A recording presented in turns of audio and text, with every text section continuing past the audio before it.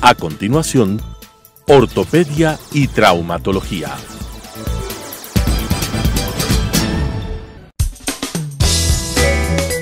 Clasificación A. Apto para todo público.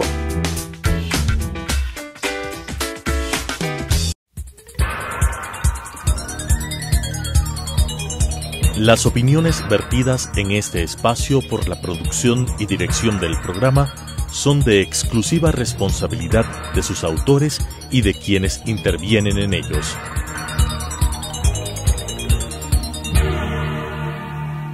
Telesucesos Canal 29 UHF presenta Ortopedia y Traumatología, un programa enfocado a la salud y prevención de enfermedades del sistema músculo-esquelético, con la conducción del doctor Marcelo Bonilla López. Ortopedia y Traumatología. Buenos días. Ahora vamos a continuar con una articulación que molesta con relativa frecuencia, el hombro. Para hacer un examen semiológico del hombro correcto, debemos recordar que está formado prácticamente el hombro por 4 articulaciones que funcionan simultáneamente al momento de realizar los movimientos del hombro.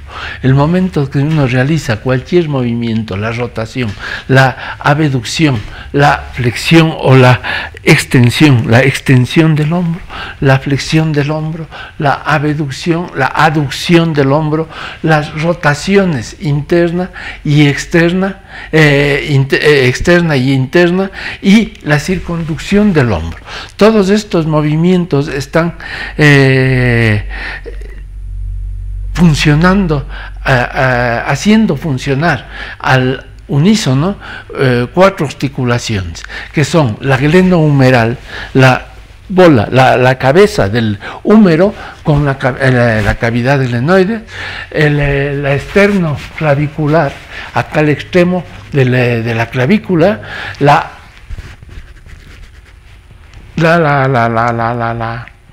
ahí se fue el nombre, la acromioclavicular, al extremo de la clavícula, la escapulohumeral, la acromioclavicular, la esternoclavicular y por último la escápula torácica, el roce que hace la escápula en la cavidad torácica que va a producir eso.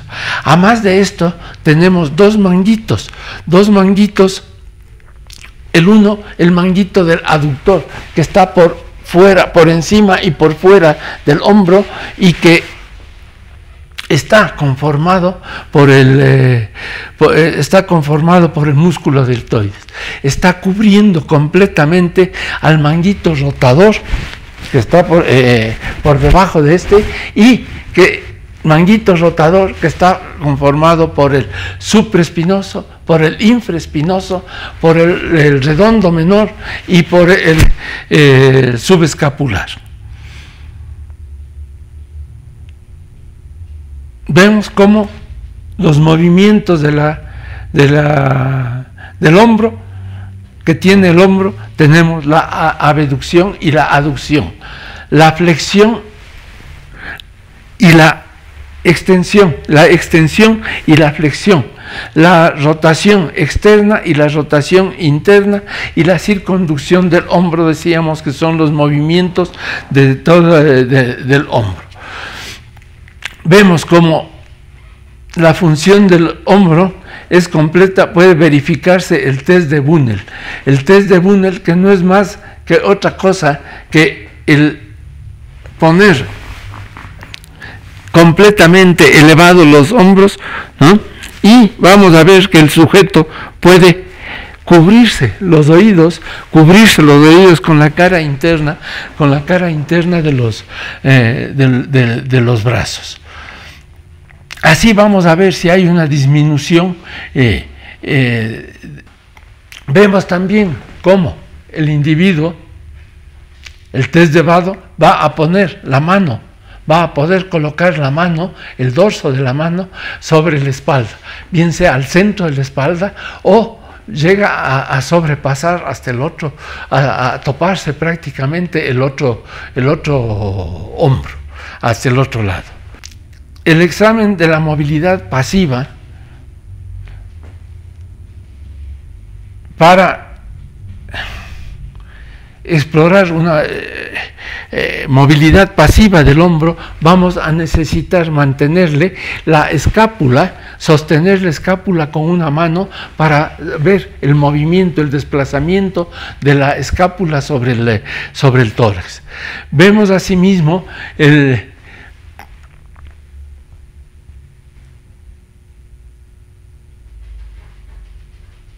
cómo todos los movimientos se realizan sin dolor. El hombro es una unidad funcional y decíamos que está dado por las 4 articulaciones. Se creía inicialmente que en la articulación glenohumeral se producía únicamente el movimiento desde los 180 grados hasta los 90 grados. Y este es el movimiento que producía prácticamente con el deltoides y se producía al momento. Muchas veces cuando está roto el manguito rotador, que estamos hablando del infraespinoso, vamos a ver cómo no se puede realizar esta abducción del hombro pasado los 90 grados, o sea, entre los 45 grados hasta los 90 grados. Y pasando los 90 grados nuevamente empieza a funcionar. No es otra cosa más que el infraespinoso que está sujetando la cabeza, metiendo la cabeza en la cavidad glenoide, sujetando, y la cabeza cuando está sin la acción del infraespinoso, en vez de rotar sobre su eje en la cavidad glenoide, empieza a desplazarse hacia arriba y impide prácticamente el desplazamiento de la cavidad del hombro, en la cavidad del hombro. Decíamos que para hacer este movimiento debemos flexionar el codo para evitar confundirnos con con los movimientos de rotación interna y externa. Además de estas 4 articulaciones que decíamos, tenemos el manguito abductor que está formado por el deltoides y que está cubriendo prácticamente al otro manguito, que es el manguito rotador formado por el supraespinoso, el infraespinoso, el redondo menor y el subescapular. Entre los 2 manguitos tenemos un espacio, una funda serosa, una bolsa serosa que va a permitir que se desplace, que se muevan entre estas 2 fundas, entre estas 2 bolsas serosas, y también va a permitir que va a llegar hasta el acromion para permitir que el manguito rotador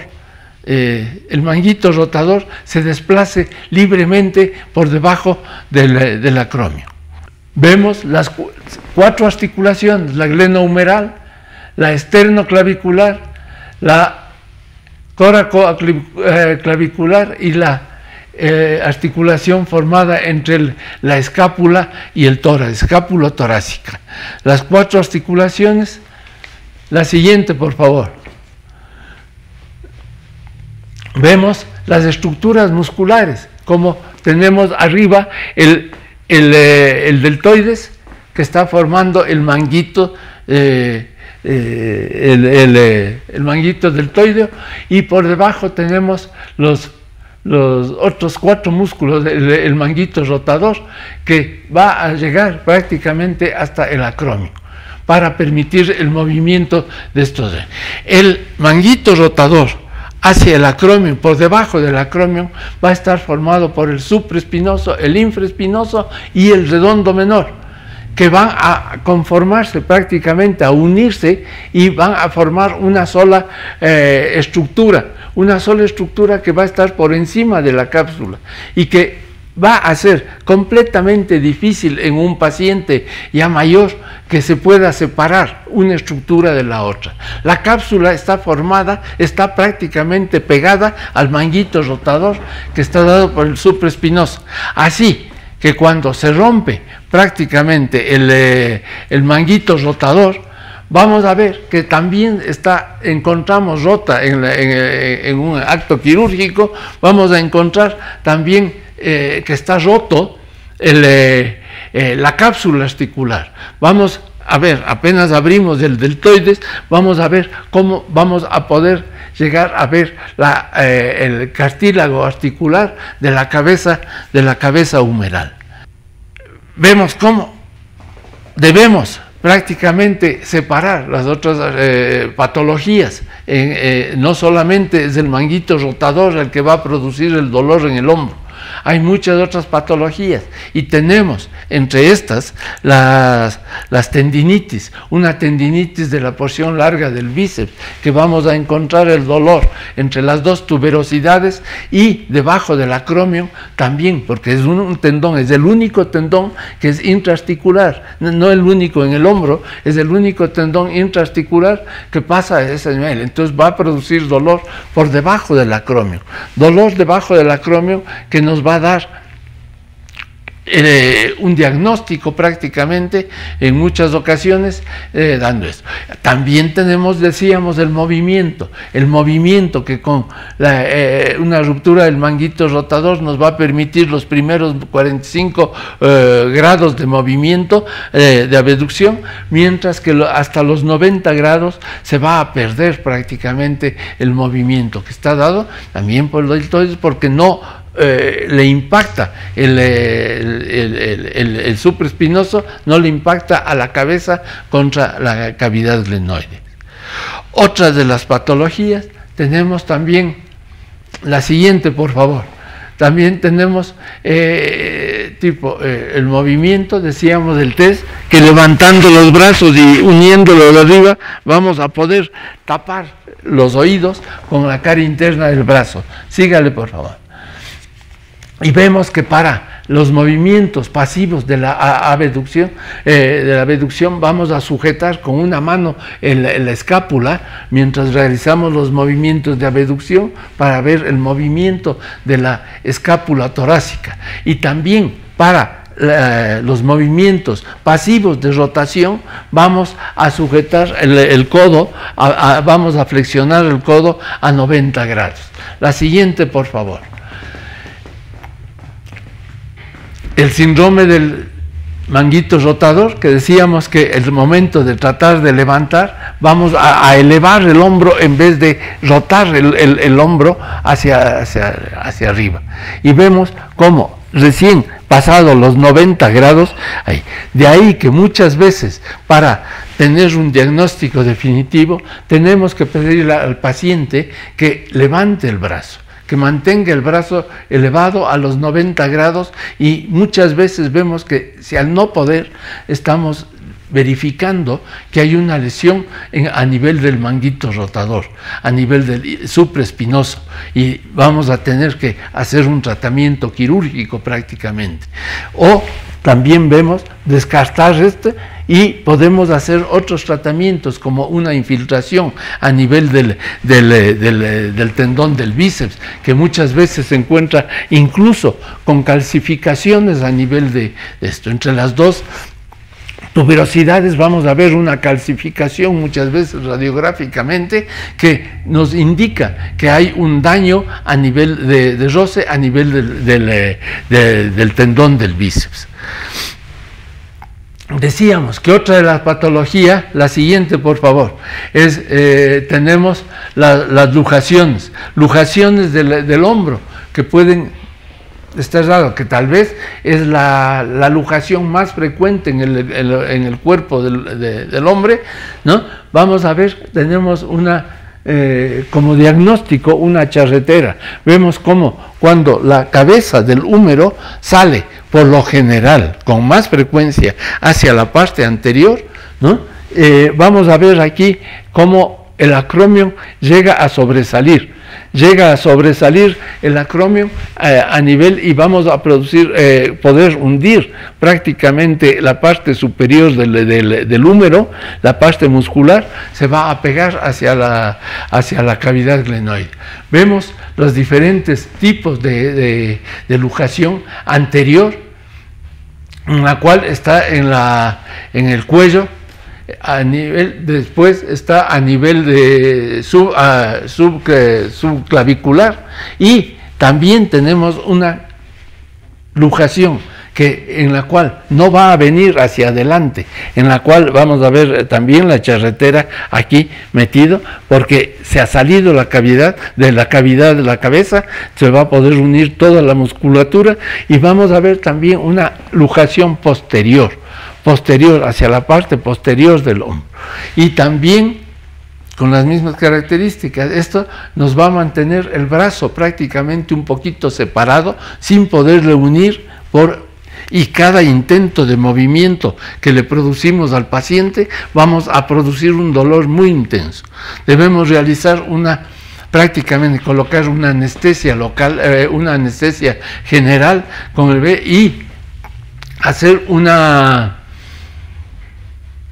por la contractura que existe en la musculatura para evitar los movimientos del hombro, vamos a poner un diazepam que es el primero que existió, un relajante muscular. Como relajante muscular vamos a colocar un relajante muscular y vamos a producir las maniobras, el siguiente esquema, que son varias maniobras que tenemos, ¿no?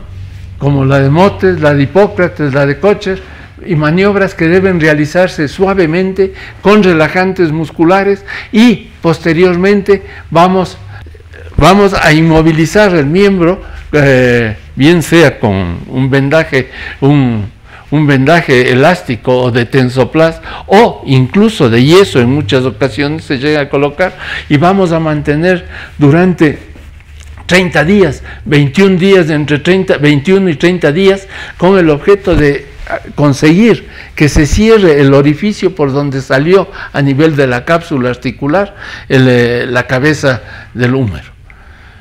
Así vamos a evitar que en lo posterior de este tratamiento vayamos a tener unas luxaciones recidivantes que están dadas por la falta de oclusión del orificio a nivel de la cápsula articular, y en muchas ocasiones también ya vamos a ver defectos óseos a nivel del rodete glenoideo, que está interpuesto, un menisco prácticamente que está interpuesto entre la cabeza y la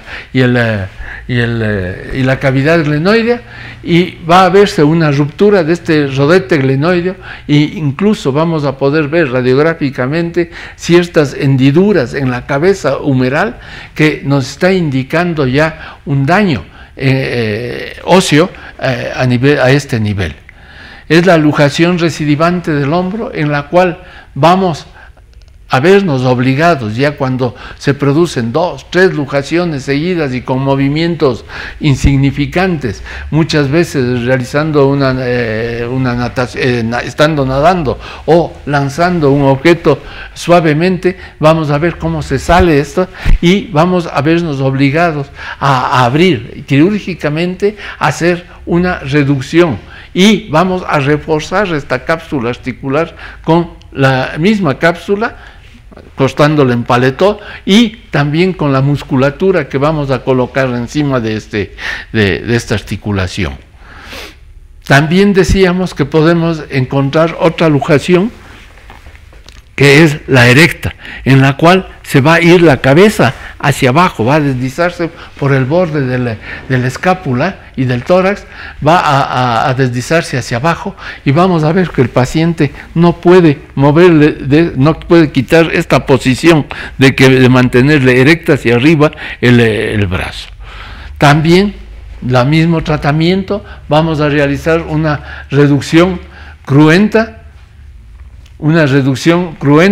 y vamos a ver. Entre las fracturas que vamos a encontrar a nivel del hombro, vamos a hablar de la fractura de la clavícula. sobre todo es lo que más frecuentemente se produce, es en el tercio medio de la clavícula.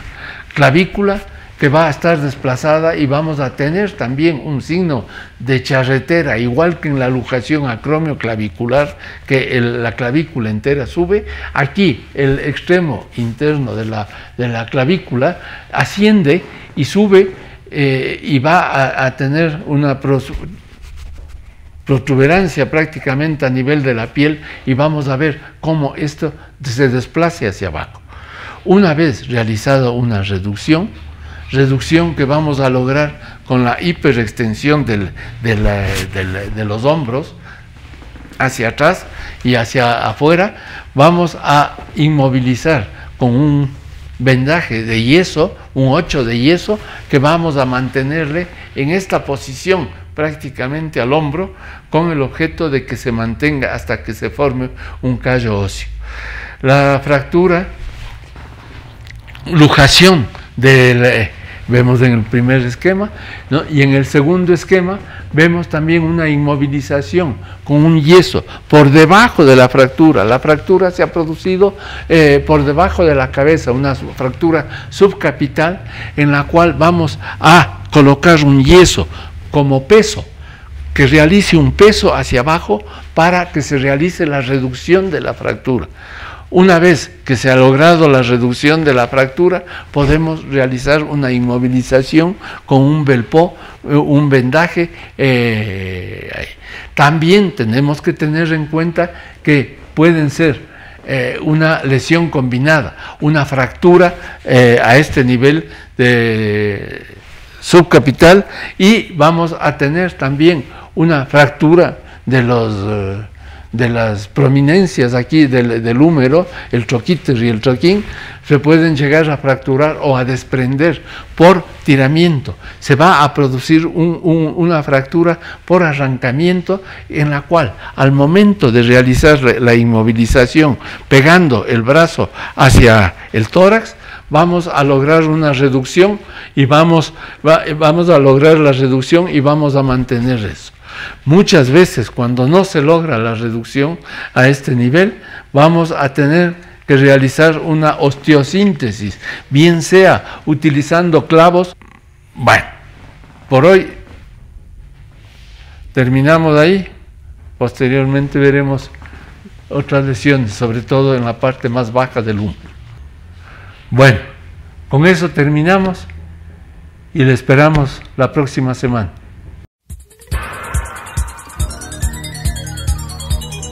Las opiniones vertidas en este espacio por la producción y dirección del programa son de exclusiva responsabilidad de sus autores y de quienes intervienen en ellos.